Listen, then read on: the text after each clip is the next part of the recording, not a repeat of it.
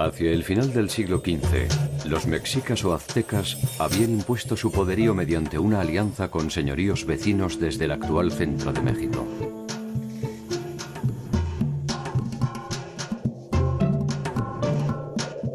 En Sudamérica, los incas ya poseían el control territorial de una vasta extensión que incluía desde Colombia hacia el norte hasta Chile y Argentina en el sur. Si la dinámica de sus respectivas historias hubiera avanzado sin interrupciones, es más que probable que en algún momento ambas culturas podrían haberse encontrado. De ser así, el escenario de este encuentro hipotético se habría producido en el área centroamericana.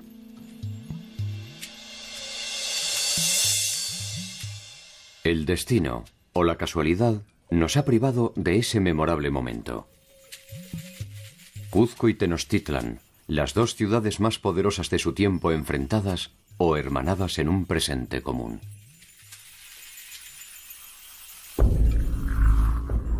¿Se habrían maravillado el uno del otro? ¿O simplemente habrían intentado destruirse sin contemplaciones?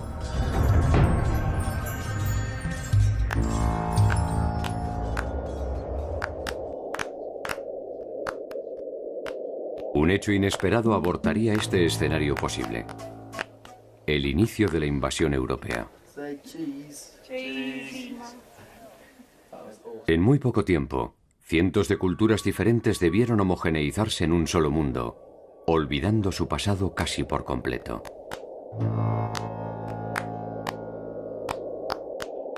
¿Cómo fueron los años finales de los grandes imperios latinoamericanos?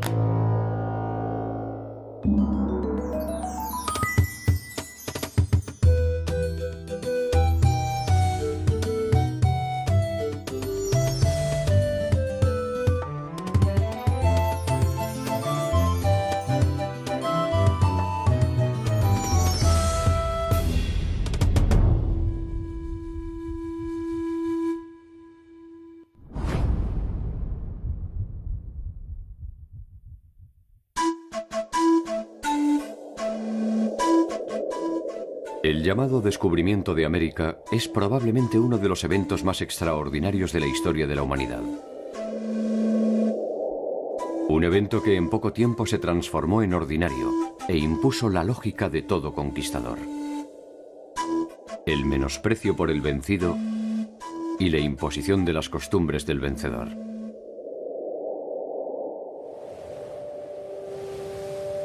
En 1511, un barco que tenía como destino las costas de Santo Domingo naufragaba en Centroamérica. 20 supervivientes llegan a la costa de una provincia maya. Algunos mueren de hambre. Otros son capturados y sacrificados. Solo 2 sobreviven: Jerónimo de Aguilar y Gonzalo Guerrero. Gracias a ellos, los mayas comienzan a conocer algunas particularidades de la cultura europea. Ninguno de los dos sospechaba que el periplo que habían iniciado era apenas el principio de una historia que tendría como escenario principal la mítica ciudad de Tenochtitlan. Tenochtitlan fue una ciudad fundada por los aztecas en un islote del lago de Texcoco en el año de 1325. La ciudad de Tenochtitlan llegó a ser una de las maravillas del Nuevo Mundo. Se calcula que llegó a tener entre 150 y 200,000 habitantes. Ellos fueron grupos que ya habían estado en las cercanías del lago buscando un lugar de establecimiento y escogieron este lugar porque era un lugar privilegiado para la defensa militar. El islote se ubicaba en el centro del lago y con esto iba a tener una enorme ventaja a nivel del control del comercio y la circulación de las canoas. La ciudad como islote estaba unida a la tierra firme por medio de 4 grandes calzadas y luego una gran calzada dique, la cual es una obra de ingeniería mayor que hicieron los mexicas en la época ya de esplendor de su cultura. En estas calzadas dique había tramos en los cuales eran interrumpidos por huecos y se ponían puentes móviles y entonces en casos de ataques militares se recogían estos puentes móviles y se podía así aislar la ciudad como un islote verdadero. Desde ese pequeño islote, Tenochtitlan habrá de crecer hasta desarrollar el imperio más vasto del México antiguo.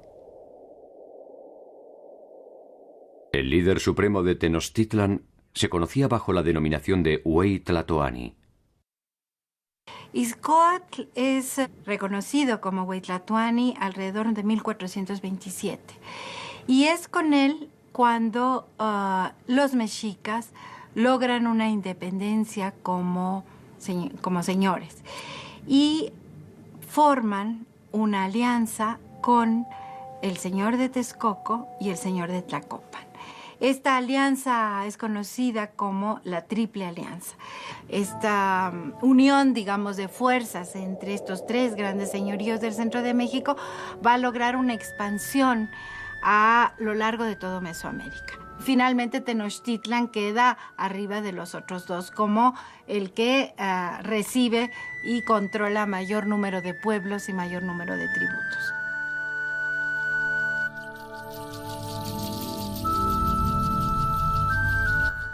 En el momento de la llegada de los españoles, los aztecas son gobernados por Moctezuma Xoyocotzin, más conocido como Moctezuma II. Nacido en 1466 en Tenochtitlan, había conseguido la sucesión en honor a ciertas campañas militares, a su fama de hombre sabio y sensible, pero fundamentalmente gracias a su espíritu religioso.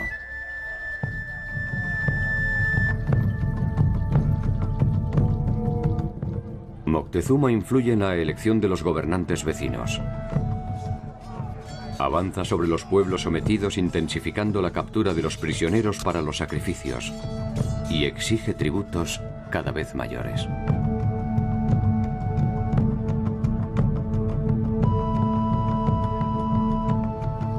La señal de no pagar tributo significaba rebelión. Y si la negativa era no vamos a pagar tributo, inmediatamente ese pueblo era arrasado. Muchas veces las fuentes nos dicen que se destruía totalmente esta población y se llegaba al extremo de rociar con sal los campos de cultivo, de tal manera que no se iba a volver a cultivar en esa región. Estas incursiones, que se conocen con el nombre de las Guerras Floridas, se produjeron indistinta e indiscriminadamente contra los señoríos de Chalco, Cholula, Huejotzingo y Tlaxcala. El reino mexica se hace cada vez más poderoso y el nombre de Moctezuma se pronuncia cada vez más lejos.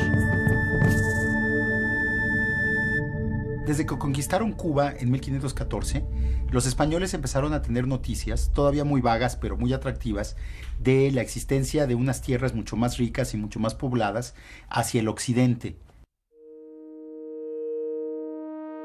Las noticias no tardan en producir una serie de expediciones de exploración que encuentran el territorio maya en la península de Yucatán. El gobernador de la isla, Diego Velázquez, que era el que patrocinaba estas empresas, le encargó la tercera expedición a un pariente político suyo, que era Hernán Cortés.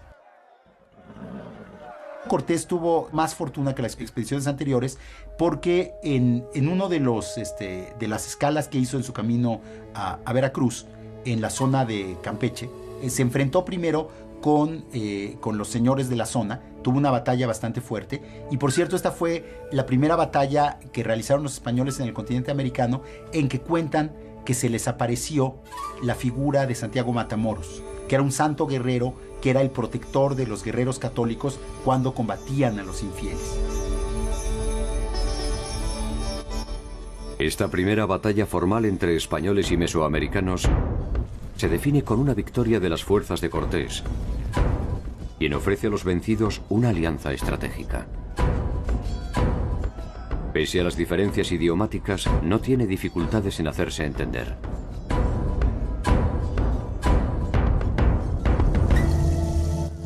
Cualquiera puede comprender el lenguaje de la victoria.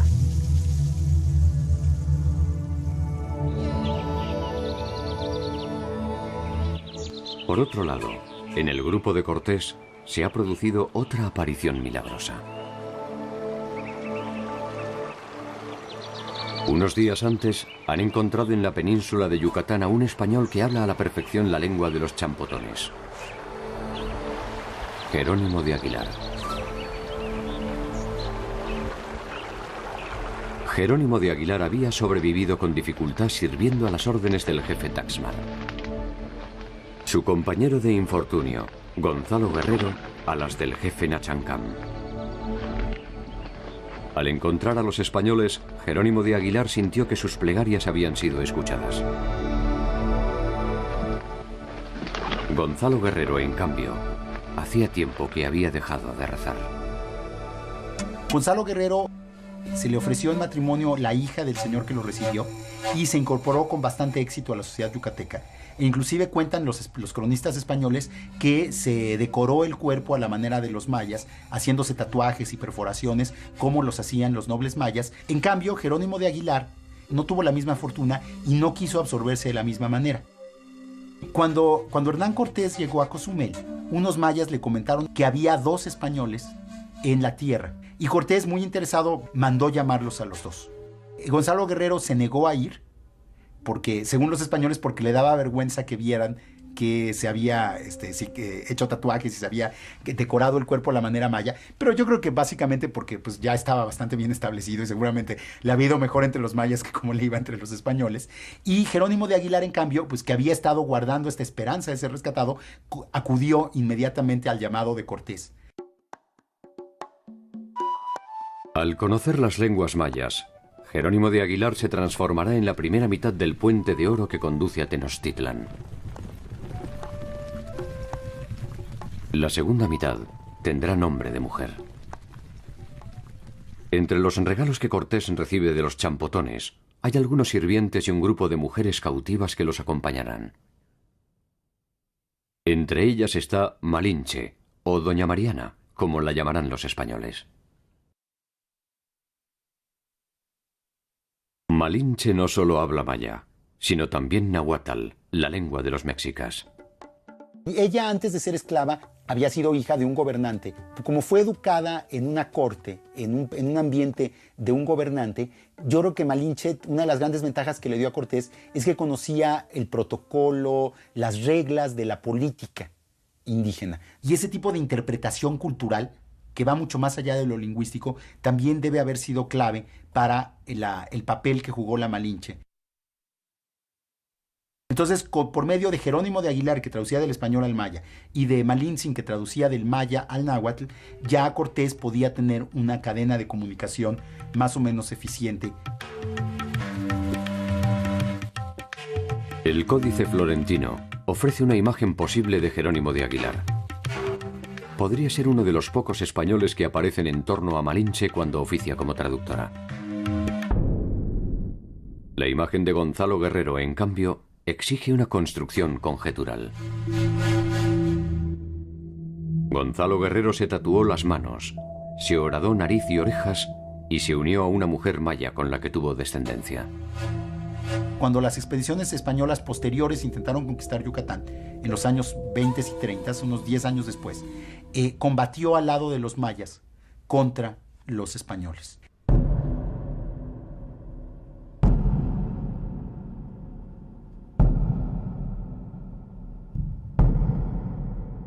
Dicen que murió en combate hacia 1536, defendiendo el territorio que los invasores llamaron Indias Occidentales. Se trata apenas de una muerte más que pudo pasar desapercibida en el contexto de tantas batallas. Su pequeño gesto puede ser sometido a diferentes interpretaciones. Pudo tratarse de un hombre ambicioso que solo se apresuró a tomar su parte del botín. Pudo tratarse de un hombre despreciable que en una encrucijada eligió traicionar a sus propios compañeros.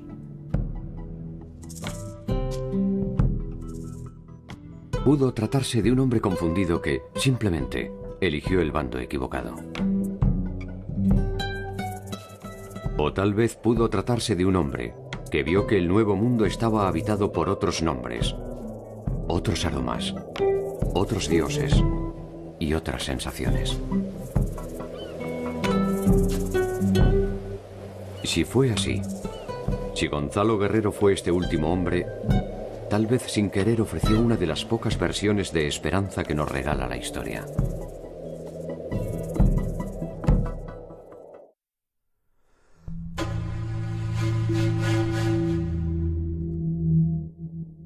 Desde que Moctezuma supo que Cortés había puesto pie en tierra firme, siguió meticulosamente cada uno de sus pasos y se enteró de sus victorias militares y sus pequeñas alianzas.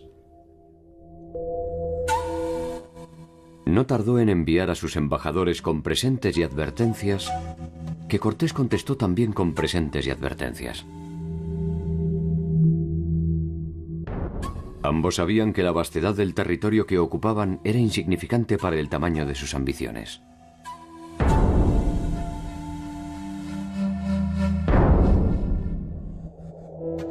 Moctezuma espera en Tenochtitlan y debe soportar una clara muestra de la irreverencia de Cortés, quien en su propio territorio se anima a fundar la ciudad de Veracruz. Desde allí, Cortés iniciará el viaje que lo conectará con sus principales aliados, los tlaxcaltecas. Tlaxcala aparece siempre como un señorío independiente que se rebela ante el control de los mexicas, pero que los mexicas los tienen cercados. A mí me parece a veces que era un poco un juego político, ¿no? Porque estas guerras, ¿no? Estas ya las llamadas guerras floridas, que eran con el objetivo de obtener cautivos para los sacrificios, ¿no? Entonces como que me da la impresión a veces que era como una especie de arreglo, ¿no? Entre ellos, porque uno no puede entender cómo si habían logrado conquistar y someter a pueblos tan lejanos, no podían someter a Tlaxcala. En Tlaxcala se debaten los pasos a seguir ante la llegada de Cortés. La primera decisión es enfrentarlos militarmente. Lo hacen en 4 oportunidades. En 4 oportunidades son derrotados.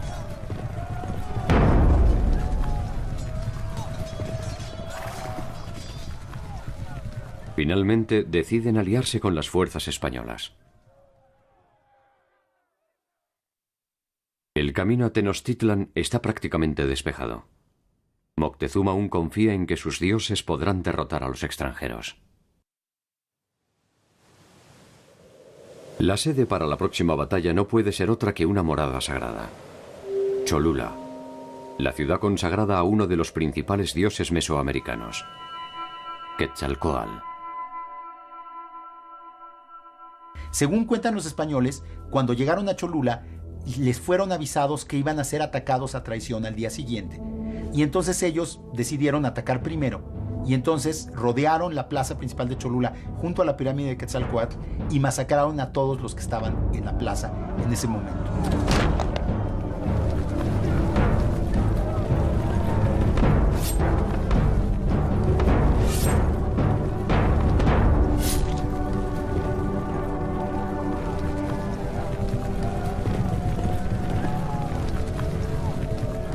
No sabemos cuántos fueron los muertos, deben haber sido centenares, inclusive millares de personas, pero el impacto psicológico de esta matanza en un santuario, en el principal santuario de Mesoamérica, fue brutal en toda la tierra. El impacto estremecedor no tardó en imponerse en todo el territorio. Las especulaciones se acabaron repentinamente. No importaba ya quiénes eran los recién llegados. Tampoco si su naturaleza era divina. El tiempo de los dioses originarios había terminado. Y la cruz de los cristianos se multiplicaba en las cimas de los templos mesoamericanos.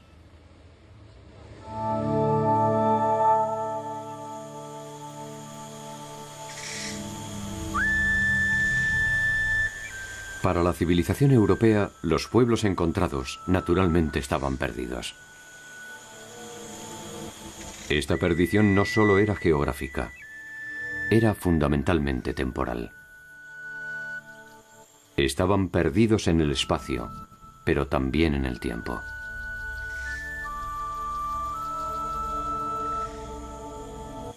Una de las tareas que se impusieron era la de traerlos hasta el presente.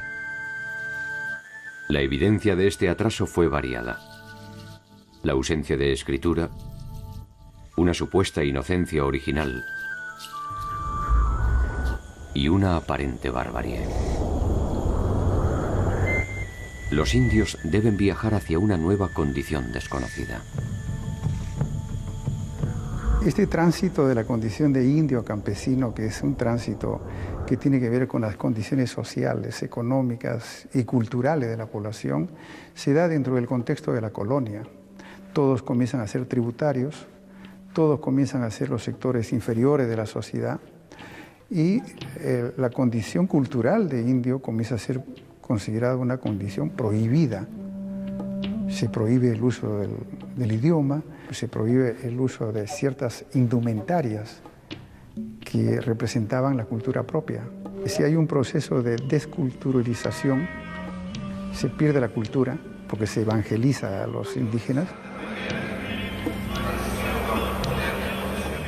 Por otro lado, se gana esa cultura nueva, esa cultura campesina. El tránsito de indio a campesino es un tránsito largo, doloroso, dramático.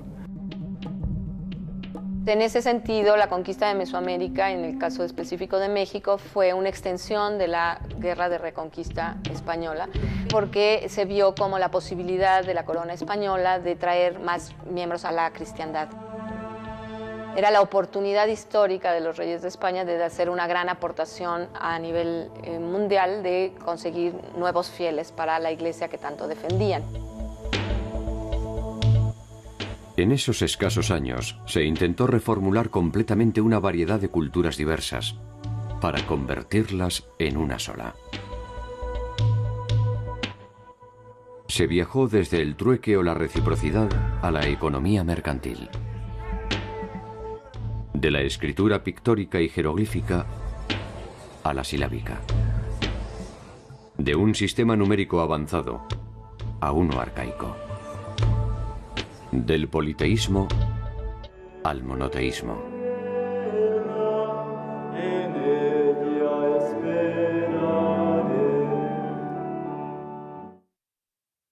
Las sociedades europeas y las orientales realizaron ese mismo viaje en algo más de 3000 años.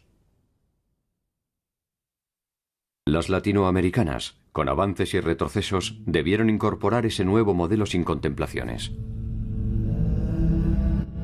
3000 años equivalen a 40 generaciones. El promedio de vida de un hombre en América no superaba los 50 años. Más de 40 generaciones debieron ser vividas en una sola vida.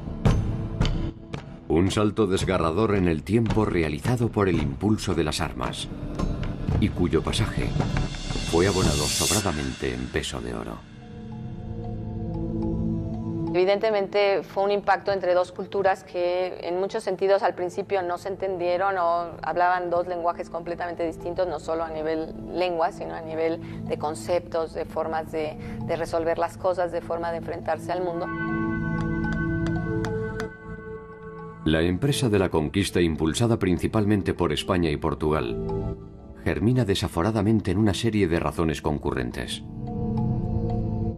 La consolidación del poder político de los monarcas mediante la expansión territorial. La búsqueda de nuevos mercados.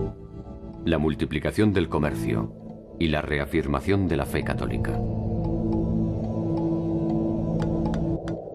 El poder político garantizaba la profesión de la fe. La Santa Sede legalizaba la apropiación de los territorios. Y los grupos económicos financiaban la empresa que tomaba posesión de lo ajeno en nombre del rey.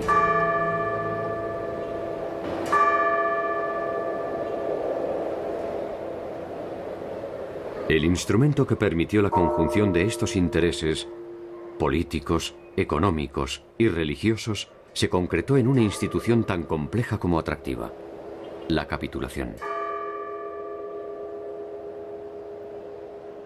Bueno, las capitulaciones son la forma legal que encontró la corona española para organizar las empresas de conquista. En estas capitulaciones se establecía con precisión cuánto aportaba cada quien, cuáles serían las condiciones básicas de organización de la expedición, y también se establecían con bastante nitidez lo que se comprometía la propia corona. La corona no podía financiar todas estas expediciones, tanto de descubrimiento como de conquista, y establecía claramente sus ganancias y sus aportaciones y las obligaciones que tendría que tener los conquistadores, que como en una sociedad anónima unían sus capitales para cubrir el riesgo. Ellos eran los que realmente corrían con el riesgo de que la empresa fuera infructuosa y perder sus capitales.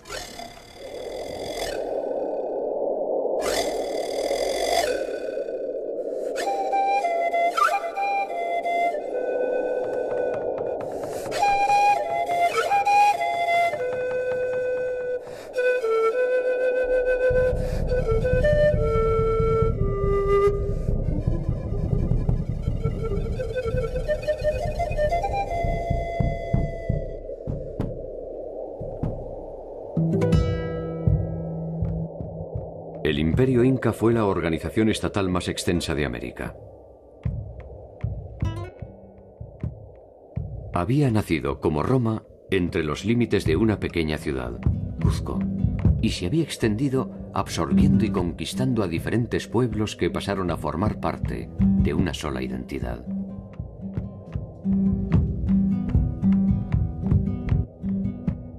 Es sin duda una de las civilizaciones andinas más memorables. Sus ejércitos llegaron a contar con decenas de miles de hombres. Sus ciudades fueron refinadas y monumentales. Su red de caminos se calcula en más de 20.000 kilómetros. Y su población se ha estimado entre los 12 y 30 millones de habitantes. Es una sociedad muy compleja. Sí, eso es la parte económica y la parte social. En la parte cultural había una religión propia, una cultura propia, lenguas muy ricas, también originales y propias de la población.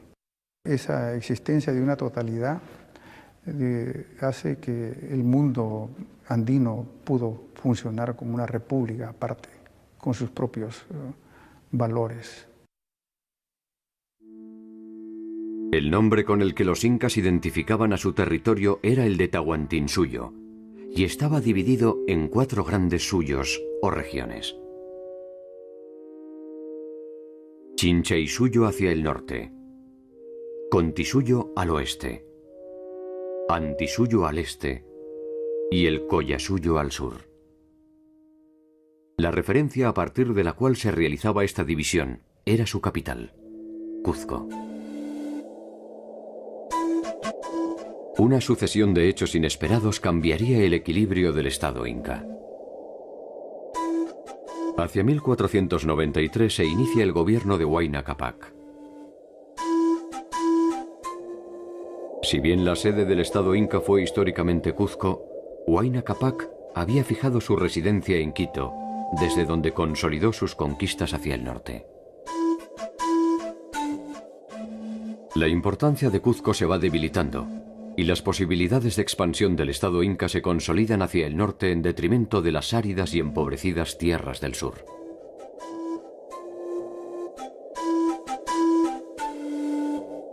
La muerte de Huayna Cápac dará inicio a las intrigas palaciegas que terminarán enfrentando a Cuzco y Quito.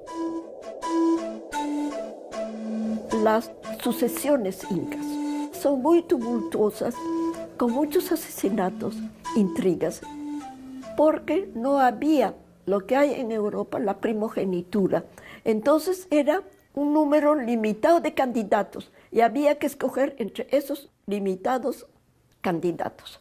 De ahí que vienen crímenes, pasiones, y se matan y hacen de todo.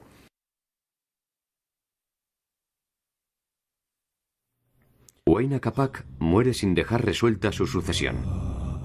2 de sus hijos se disputan el control del imperio. Uno de ellos, Atahualpa, controla la parte norte con sede en Quito. El otro, Huáscar, la parte sur con sede en Cuzco. Las ambiciones de los hermanos no tardaron en desencadenar un enfrentamiento. Por primera vez, 2 ejércitos incas se enfrentaban en el campo de batalla.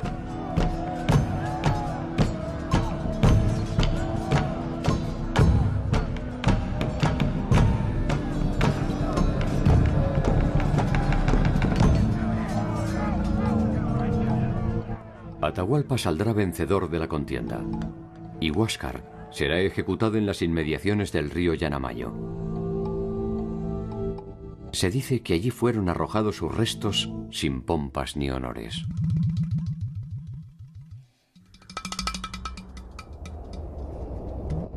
Atahualpa apenas puede saborear su victoria.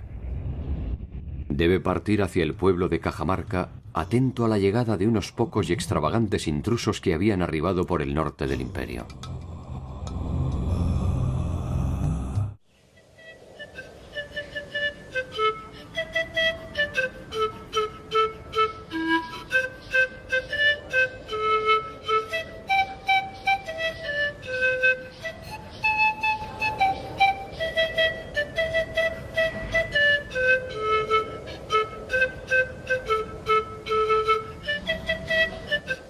Cajamarca está ubicado en el extremo norte del actual territorio del Perú.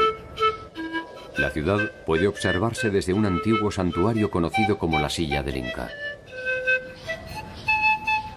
A escasos kilómetros de allí existe un afloramiento de aguas termales. Este lugar era uno de los utilizados para el descanso por los sapas incas, los líderes del imperio. Atahualpa elige Cajamarca para encontrarse con los españoles. Se dice que su intención era escarmentarlos por el saqueo que habían realizado en la localidad de Tumbes y del que ya habían tenido conocimiento.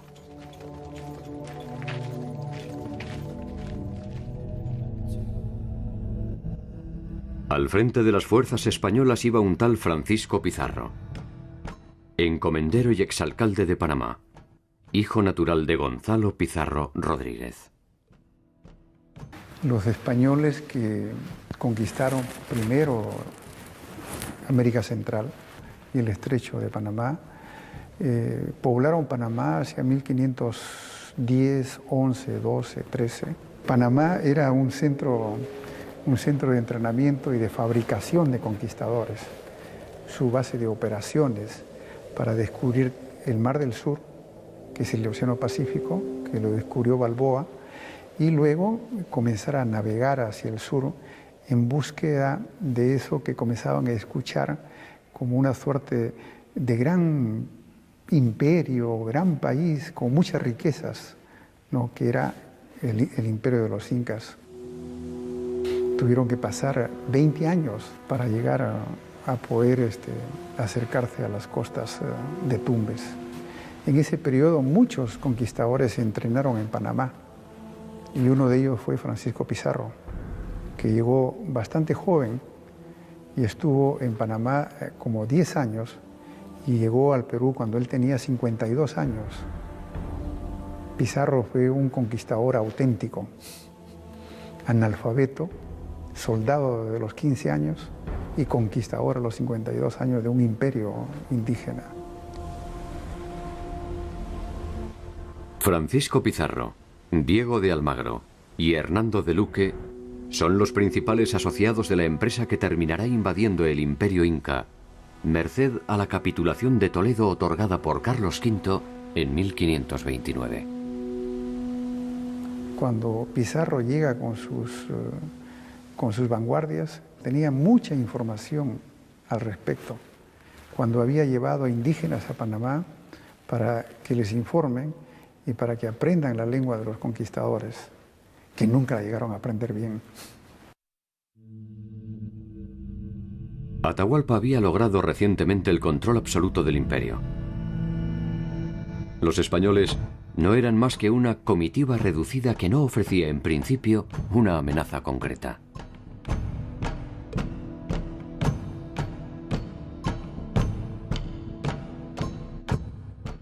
Atahualpa espera por el encuentro en los baños termales mientras Pizarro se hospeda en la ciudad de Cajamarca.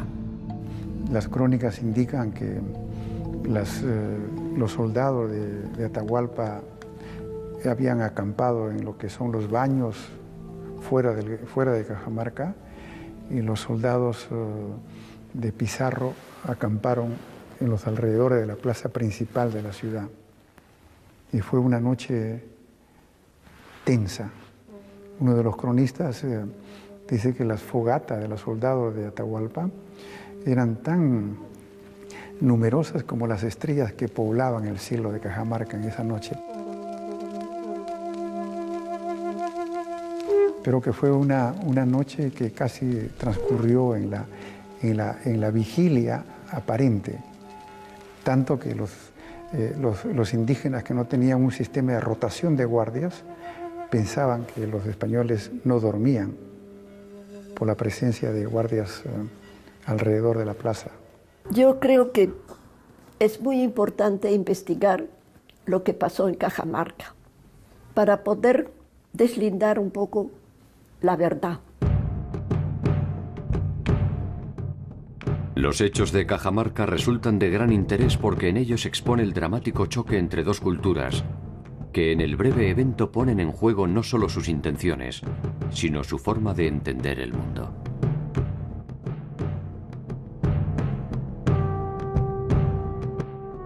En esa particular sucesión de gestos y reacciones, se desnuda la naturaleza de la Trinidad que dio impulso a la conquista. La espada, la fe y, fundamentalmente, el oro. Y por la tontería de Atahualpa, que quería ver de cerca a estos que vinieron antes del segundo viaje de Pizarro y que se fueron. Entonces tenía miedo que se fueran otra vez y no los había visto. Entonces ordenó que subieran hasta Cajamarca.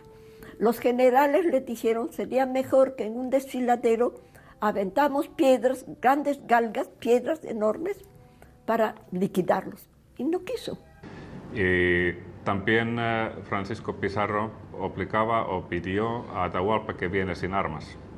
Pero al mismo tiempo él se escondió sus propios armas en estos edificios que hay alrededor de Plaza de Cajamarca.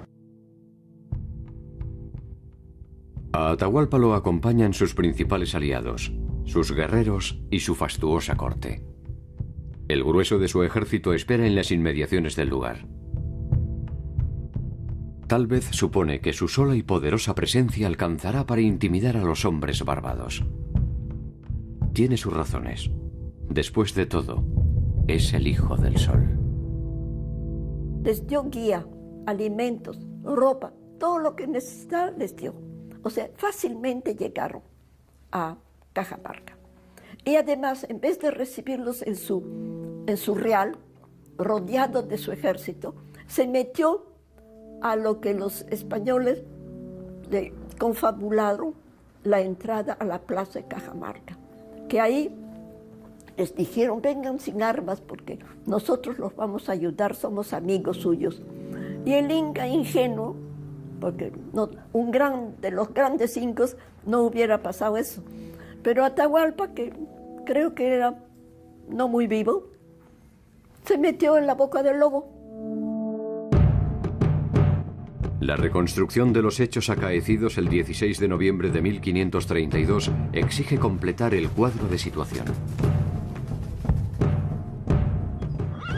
Pizarro espera con sus principales hombres armados, sus imponentes caballos y armaduras, sus socios en la empresa, un sacerdote de nombre Valverde y un intérprete que sobrevivió al tiempo bajo el nombre de Felipillo. La distancia hasta la tragedia siempre es breve. En este caso, es apenas un detalle menor. Un libro que todos los cronistas identifican como una Biblia. Francisco de Jerez integra las fuerzas de Pizarro. A él le debemos la primera versión de los hechos de Cajamarca. Jerez fue testigo presencial del hecho y tal vez por eso su versión es la menos inocente. Atahualpa, intrigado por el dios al que dicen representar los intrusos, indaga sobre las costumbres de los cristianos. Fray Valverde entonces comparece y le explica por intermedio de Felipillo que hay un único Dios verdadero y que Él viene en su nombre. Previsiblemente, Atahualpa descree de un mensaje tan abominable y pide alguna prueba de su existencia. Fray Valverde no tiene otro milagro para ofrecer que su modesta Biblia. Con eso solo, le pide que se convierta a una nueva fe mediante el requerimiento. El requerimiento es la condición de que antes de atacar a un pueblo, el conquistador en turno tiene que ofrecerles, tiene que requerirles subordinarse pacíficamente al rey de España. Lo que pasa es que evidentemente a pueblos que no hablaban el idioma, que no entendían el concepto de dominación, etcétera, hablarle eso, por supuesto, nunca aceptaron el requerimiento, pero sí ya se había cumplido con la fórmula legal de haberlo ofrecido primero. Y entonces, en ese sentido, ellos aparecían como atacados a pesar del ofrecimiento. Atahualpa tuvo en sus manos por primera vez un libro y, según dicen, esperó infructuosamente que de allí saliera la palabra de Dios. Jerez refiere que Atahualpa arrojó la Biblia con desprecio y que Pizarro ordenó el ataque para lavar la afrenta. Atahualpa nunca hubiera esperado un ataque directo sobre su persona. Es atrapado y su guardia y comitiva personal se desbandan, conmocionados bajo el fuego de los cañones. Sobre la plaza de Cajamarca quedan sembrados los cadáveres que dejó la contienda. Se produjo una suerte de violenta estampida de la población indígena y de disparos de españoles que terminaron con la vida de muchos indígenas, que murieron más por la estampida que por el enfrentamiento militar con los españoles. Entonces, lo que era un encuentro de dos grupos y donde las intenciones políticas de Atahualpa era recibirlo pacíficamente para poder, con el apoyo de los españoles que llegaban, poder pacificar y reinar mejor sobre un territorio dividido, se convirtió en un enfrentamiento y luego en la captura de él y al año siguiente en su ejecución.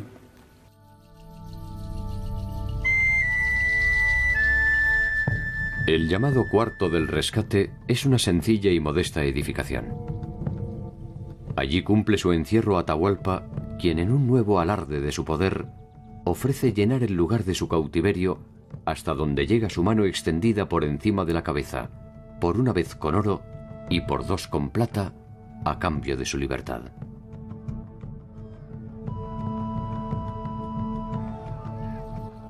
Pizarro es fiel a su naturaleza y naturalmente acepta.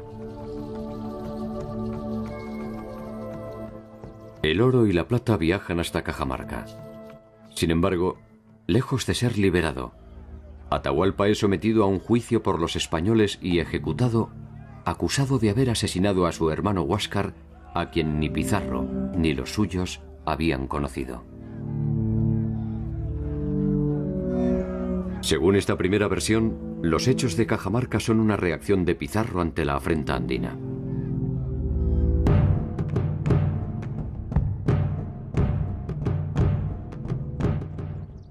Guamán Poma fue un cronista indiano posterior que refiere también los eventos de Cajamarca según su visión del mundo. Su versión resulta similar, solo que en ella no se trata de una reacción espontánea de Pizarro, sino de una reacción provocada deliberadamente por Fray Valverde. Al parecer, Pizarro se habría negado a atacar a Atahualpa, y solo lo hizo ante la insistencia de Valverde, quien no estaba dispuesto a perdonar una afrenta a su Dios.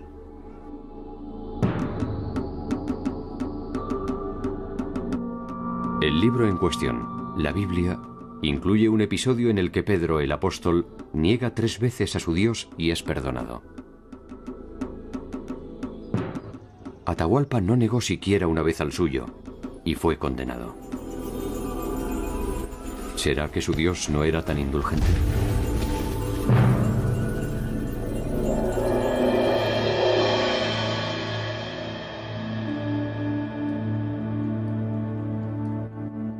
Tito Cusi Yupanqui fue uno de los últimos soberanos incas, y en otro relato incorpora una nueva evidencia para reconstruir la escena.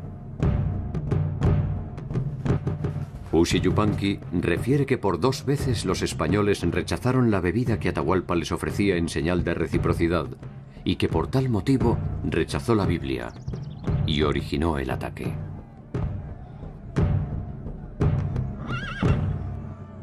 La versión inca se fundamenta también en una afrenta, solo que en este caso el primer ofendido es Atahualpa. Para Cusi Yupanqui es un malentendido lo que da pie al luctuoso desenlace.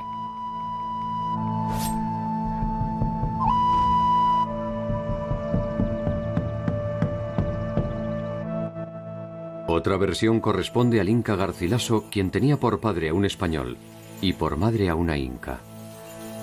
Trágica e insalvable distancia que podría haber inspirado su versión. Garcilaso había abrazado la religión católica y recopilado con gran detalle la cosmogonía e historia de sus antepasados. Según él, el requerimiento se complicó por la impericia de Felipillo, quien no logró traducir correctamente las palabras del fraile. La Biblia cayó accidentalmente mientras Fray Valverde intentaba infructuosamente detener a Pizarro para que no hiciese daño a los indios.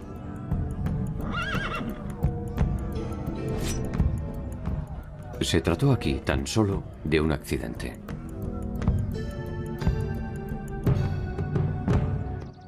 De alguna forma, todas las versiones parten de una premisa común: la dificultad para tolerar el mundo de los otros. En defensa del líder andino pueden esgrimirse algunas razones de peso. Su legitimidad está sustentada en su origen divino. ¿Cómo se le dice al hijo de un dios que su padre es un fraude? ¿Por qué un emperador debería obedecer a un capitán? ¿Con qué imprudencia se propone la conversión de un reino en un solo acto? Las preguntas no hacen otra cosa que embarullar lo simple. Las 4 historias terminan con los incas muertos y un cuarto lleno de oro. Cuando Atahualpa enteraba que los españoles quieren oro y plata, prometió llenar 2 edificios grandes, otro con oro, otro con plata, en condición que después Pizarro lo podría dejar en libertad.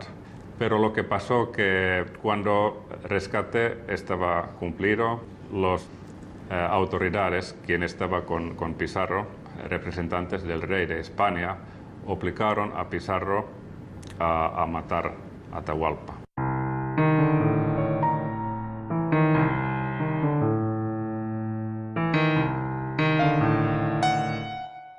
La dinámica de toda conquista es imponer las ideas del vencedor. En ese sentido, las fuerzas europeas no se diferenciaban sustancialmente de los ejércitos de Moctezuma o de Atahualpa. El triunfador se define por el resultado de las armas, pero la derrota siempre es de naturaleza espiritual. Los dioses mesoamericanos y andinos fueron los primeros derrotados. Y este quiebre en las creencias de los pueblos originarios contribuyó al derrumbe de sus estructuras políticas y sociales.